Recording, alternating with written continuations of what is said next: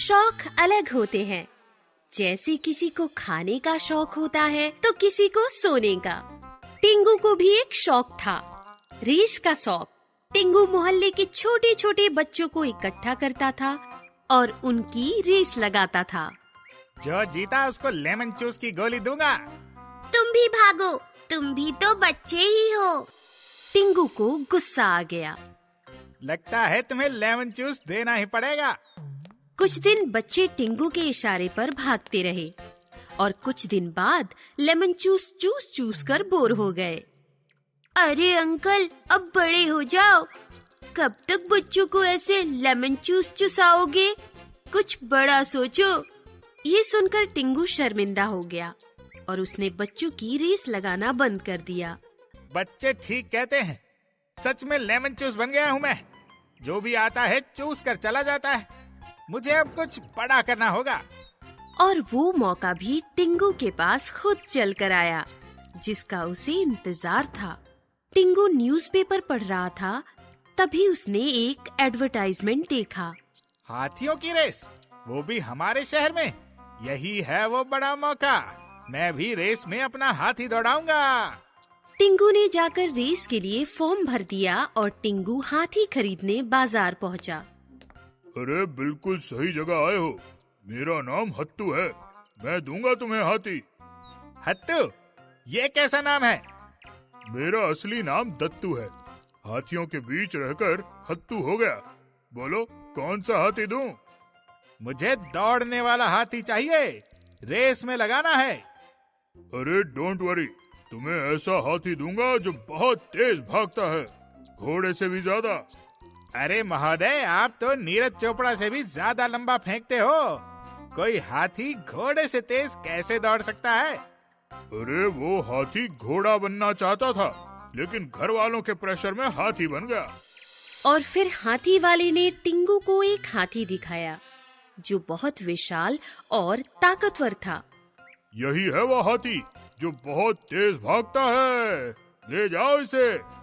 फिर क्या, पैसे देकर टिंगू उस हाथी पर बैठ गया और उसे दौड़ाता हुआ अपने घर की तरफ जाने लगा।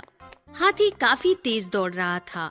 सवारी करते हुए टिंगू को बहुत मजा आ रहा था। ये हाथी तो काफी तेज है, ये तो मुझे रेस जितवा के ही रहेगा। तभी रास्ते में टिंगू को उसका पड़ोसी एटीट्यूड मिला। एटीट्यूड अपने ही एटीट्यूड में रहता था और दूसरों से हमेशा जलता था। टिंगू को हाथी पर बैठा देख एटीट्यूड बोला, अरे इस मच्छर को लेकर कहाँ जा रहे हो? ये मच्छर नहीं, हाथी है। मैं हाथी से ही पूछ रहा हूँ, मच्छर को लेकर कहाँ जा रहे हो? ये सुनकर टिंगू गुस्सा हो गया। एटीट्यूड, अपनी औकात में रह। मैं बड़ा आदमी बन गया हूँ, हाथी की रेस में हिस्सा ले रहा हूँ। ऐसा हाथी लाया हूँ कि रेस पक्का जीतूंगा। चल रहे हाथी। टिंगू हाथी को लेकर निकल गया और एटीट्यूड सोच में पड़ गया। ये टिंगू जो कल तक बच्चों की रेस लगाता था, आज हाथी की रेस में हिस्सा लेने जा रहा है। मेरे एटीट्यूड से ज्यादा तो इसका कॉन्फिडेंस है। अगर ये रेस जीत गया तो मेरी मोहल्ले में क्या वैल्यू रह जाएगी। नहीं नहीं, इसे ये रेस मैं बिल्कुल नहीं जीतने दूंगा। इधर टिंगू के दोस्त लंबू को जैसे ही पता चला कि टिंगू हाथी की रेस में हिस्सा लेने वाला है, वो बहुत सारे केले लेकर हाथी से मिलने पहुंच गया। मुझे बहुत खुशी है टिंगू कि हमारा हाथी रेस में दौड़ेगा। देख, मैं हाथी के लिए केले लेकर आया हूँ। बहुत अच्छा किया टिंगू, जाओ केले खिलाओ हाथी को। फिर लंबू हाथी के पास जाकर हाथी को केले खिलाने लगा। इधर शहर के बीचों बीच बहुत बड़ा ग्राउंड तैयार किया जा रहा था। हाथियों की रेस की पूरी तैयारियां हो रही थी। एक रात की बात है, लंबू टिंगू सो रहे थे। हाथी घर के बाहर बंधा हुआ था। तभी एटीट्यूड एक इंजेक्शन लेकर हाथी के पास आया। कल रेस है, आज मैं ये इंजेक्शन इस हाथी को दे दूंगा तो 4 दिन तक ये हाथी अपनी जगह से हिलेगा भी नहीं। ऐसा कहकर एटीट्यूड ने हाथी को चुपचाप इंजेक्शन चुभाया और वो वहाँ से भाग गया। दूसरे दिन की सुबह हुई। लंबू हाथी के पास आया तो हाथी मस्त जमीन पर सुस्ती से बैठा था। ए हाथी, चल उठ, रेस की प्रैक्टिस करनी है, जीतना है ना? लेकिन हाथी हिल भी नहीं रहा था। लंबू ने बहुत प्रयास किए लेकिन कोई फायदा नहीं हुआ। टिंगू भी वहाँ आ पहुँचा। उसने भी हाथी को उठाया लेकिन हाथी उठ ही नहीं रहा था। अरे यार, अब क्या करें? ये हाथी तो हिलने का नाम ही नहीं ले रहा। रेस शुरू होने में बस 1 घंटा बाकी है। ऐसा कहकर टिंगू रोने लगा। तू टेंशन ना ले टिंगू, मैं उठाता हूँ इसे। लंबू ने हाथी के नीचे अपने पहाड़ी हाथ डाले और हाथी को उठाने लगा। हाथी जमीन से ऊपर उठ गया। वाह लंबू, कमाल कर दिया। असली हाथी तो तू है। लेकिन जैसे ही लंबू ने हाथी को छोड़ा वो फिर से बैठ गया। अरे ये तो अपने पैरों पर खड़ा ही नहीं होना चाहता। अब क्या करें? रेस शुरू होने को बस आधा घंटा बचा है। अरे यार, क्या करें अब? रेस में नहीं गए तो तगड़ा नुकसान हो जाएगा हमारा। इज्जत के साथ साथ डिपॉजिट भी चला जाएगा जो फॉर्म के साथ भर कर आया था। तभी टिंगू की नजर लंबू पर पड़ी। वो लंबू को अलग अंदाज में देखने लगा। मेरी तरफ देखकर वक्त बर्बाद न कर। चलो दूसरा हाथी अरेंज करते हैं, कम से कम डिपॉजिट तो बच जाएगा। अरे लंबू, दूसरा हाथी भी यहीं है। कहाँ है? तुम क्या तुम पागल तो नहीं हो गए? लंबू, तुम्हारा हाथी जैसा शरीर है, हाथी जैसी ताकत है। अभी तुमने इस हाथी को उठाकर ये साबित कर दिया। गलती कर दी मैंने इस हाथी को लेकर। मुझे तो तुम्हें ही रेस के लिए तैयार करना चाहिए था। तुम्हारा मतलब है हाथी की रेस में मैं दौड़ूं? मैं दौड़ भी लूंगा लेकिन लोग मानेंगे? उल्टा लोगों को मजा आएगा। तुम चलो बस। और लंबू टिंगू ग्राउंड में पहुँचे। वहाँ बहुत सारे हाथी लाइन में खड़े थे। उस लाइन में लंबू खड़ा था और लंबू के ऊपर टिंगू बैठा था। दोनों को देखकर लोग हंस रहे थे। शुरू होने वाली है हाथियों की रेस। और रेस की खास बात ये है कि हाथियों की रेस में हाथी जैसा इंसान दौड़ेगा जिसका नाम है लंबू, और उसे रेस में लगाया है टिंगू ने। तो तैयार हो जाओ, काफी दिलचस्प होने वाली है ये रेस। गन शूट हुई और रेस शुरू हुई। काफी सारे हाथी एक साथ भागने लगे और हाथियों के बीच में लंबू टिंगू को लेकर भागने लगा। भागो लंबू, और तेज लंबू। लंबू तेज भागता रहा और देखते देखते उसने सारे हाथियों को पीछे छोड़ दिया और लंबू रेस जीत गया। ये! इस प्रकार टिंगू ने चालाकी से हाथी की रेस में लंबू को दौड़ाया और बहुत बड़ा प्राइज भी जीता। और दोनों को स्टेज पर प्राइज लेता हुआ देखकर ऑडियंस में बैठे एटीट्यूड के सीट के नीचे से धुआं निकलने लगा।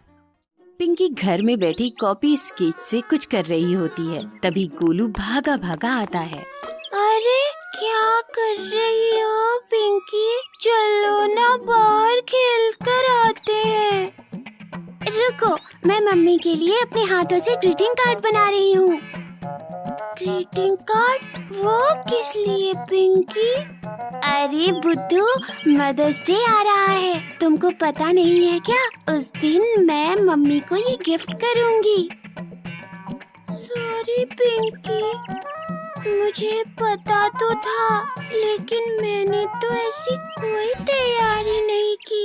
अभी तुम्हारे साथ ग्रीटिंग कार्ड बना लेता हूँ। हाँ बिल्कुल बनाओ गोलू, साथ में कुछ और प्लान भी करते हैं। मैं सोच रहा हूँ मम्मी को गिफ्ट भी दूँ। हाँ आइडिया तो ठीक है गोलू, हम उनको गिफ्ट भी दे सकते हैं, लेकिन उसके लिए पैसे कहाँ से आएंगे? दोनों सोचने लगते हैं। थोड़ी देर में पिंकी बोलती है। हमने जो कैरम बोर्ड लाने के लिए पैसे बचाए थे ना गोलू, अपनी सेविंग से, उसी से मम्मी के लिए गिफ्ट और केक लेकर आएंगे। लेकिन फिर हमारे कैरम बोर्ड का क्या होगा? कैरम बोर्ड मम्मी से बढ़कर थोड़ी ही है गोलू, वो तो हम दोबारा सेविंग करके ले लेंगे। तुमको अपनी मम्मी को क्या गिफ्ट देना है वो सोच लो, और मैं अपनी मम्मी का सोच लेती हूँ। और घर जाकर ये भी देख लो कि तुम्हारी गुल्लक में कितने पैसे हैं। मैं भी अपनी गुल्लक को रात को देख लूँगी। ओके। दोनों हाई फाइव करते हैं। घर जाकर गोलू अपनी गुल्लक तोड़ता है। वाओ, कितने सारे रुपए निकले। 1, 2, 3, पूरे 200। मजा आ गया। इसमें तो मैं मम्मी के लिए बहुत अच्छा गिफ्ट खरीद लूंगा। उधर पिंकी भी अपना गुल्लक तोड़ती है। गिनो तो सही कितने पैसे हैं मेरे पास। अगले दिन गोलू और पिंकी दोनों बाजार जाते हैं मम्मी के लिए गिफ्ट लेने। मेरे पास 200 रुपए निकले हैं पिंकी। अरे वाह, लेकिन तुम आंटी के लिए क्या लेने आए हो? क्या तुमने तय किया? मम्मी को लिपस्टिक पसंद है। मैं उनके लिए अच्छा सा शेड खरीदूंगा। वाह, कितना अच्छा आइडिया है। मैं तो अभी सोच ही रही हूँ कि क्या लूँ मम्मी के लिए। मेरे पास पूरे 180 रुपए इकट्ठे हुए हैं। तुम भी लिपस्टिक खरीद लो ना पिंकी। नहीं, मम्मी को लिपस्टिक कम पसंद है। उनको पढ़ने लिखने का बहुत शौक है, तो उनके लिए फिर वैसा ही कुछ खरीदो ना। हाँ, मैं सोच रही हूँ उनको अच्छी सी डायरी और पेन दे दूँ। चलो अब अपना अपना गिफ्ट खरीद लेते हैं। दोनों अपना सामान लेकर घर आ जाते हैं और उसकी गिफ्ट पैकिंग कर देते हैं। पिंकी, मम्मी जब ये गिफ्ट खोलेगी तो कितनी खुश होगी। मैं तो अभी से सोच सोच कर खुश हो रहा हूँ। हाँ, वो बात तो है गोलू, बस कल सुबह का इंतजार नहीं हो रहा है मुझसे। मैंने एक और चीज सोची है। वो क्या? मैंने सोचा है कल पूरा दिन मैं मम्मी के सब घर के कामों में मदद करूंगी ताकि वो मदर्स डे को एंजॉय करे। वाओ, मैं भी करूंगा ऐसा। मैं सुबह सुबह उनके लिए सैंडविच बनाऊंगा। लेकिन हम उनको सरप्राइज देंगे कैसे? तुम एक काम करना, हम उनको गार्डन में सरप्राइज देंगे। वैसे तो वो बाहर नहीं आएंगी, तो तुम मेरी मम्मी को और मैं तुम्हारी मम्मी को बाहर गार्डन में लेकर आऊंगी। सुबह सुबह गोलू सैंडविच बना देता है और वो पिंकी के घर आ जाता है। Good morning aunty. अरे गुड मॉर्निंग बेटा। आंटी, आप 9 बजे बाहर गार्डन में आ जाएंगी क्या? मेरी मम्मी ने बुलाया है। इतनी सुबह गार्डन में? सब ठीक तो है ना बेटा? हाँ आंटी। उधर पिंकी गोलू के घर जाकर उसकी मम्मी को 9 बजे गार्डन में आने के लिए कहती है। अरे ठीक है बेटा, आ जाऊंगी 9 बजे। 9 बजते ही दोनों बच्चे बाहर आ जाते हैं। उनकी मम्मी भी आ जाती हैं। Happy mother's day, happy mother's day. अरे तुम दोनों ने सरप्राइज देने के लिए हमें यहाँ बुलाया था। ओह, लव यू बच्चों। सो स्वीट बच्चों। मम्मी, ये आपके लिए गिफ्ट है। इसमें क्या है? आप खुद देखो ना मम्मी। ये पैकिंग भी तुमने खुद की है गोलू। हाँ मम्मी। कितना प्यारा बच्चा है मेरा।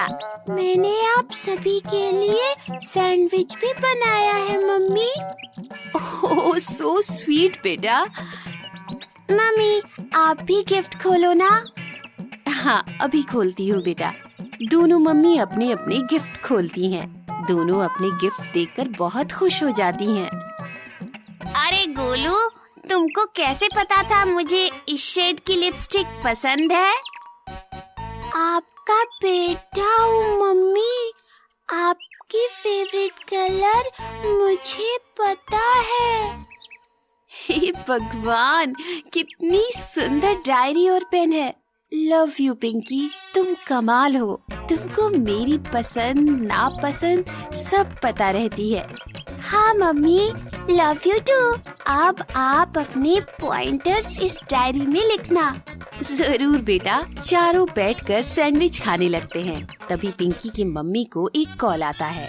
हाँ, आप दोनों भी आ जाओ। सब लोग हंसी मजाक कर रहे होते हैं कि पीछे से गोलू और पिंकी के पापा भी आ जाते हैं। सरप्राइज! अरे पापा, अंकल, आप दोनों? हाँ बेटा, तुम क्या सोचते हो सिर्फ तुम दोनों को सरप्राइज देना आता है?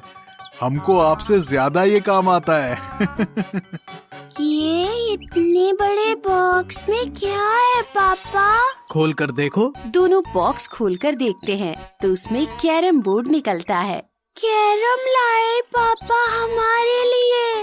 अरे कैरम लाए पापा हमारे लिए। लेकिन आपको कैसे पता हमें कैरम चाहिए था पापा? उस दिन तुम दोनों जब मदर्स डे पे सरप्राइज प्लान कर रहे थे तो मैंने तुम दोनों की बातें सुन ली। बस फिर क्या, हम चारों ने भी तुम दोनों के लिए सरप्राइज प्लान कर लिया। ओह, लव यू पापा। लव यू बेटा। चलो चलो, अब तुम दोनों तैयार हो जाओ। हम सभी मदर्स डे पर लंच करने बाहर जाएंगे। अभी नहीं, फ्रॉक पहन कर आती हूँ। इतना अच्छा मदर्स डे मनाएंगे हमने सोचा भी नहीं था पापा। हम है ना बेटा, हमने आपसे ही सीखा है। सब कार में बैठकर बाहर खाना खाने जाते हैं।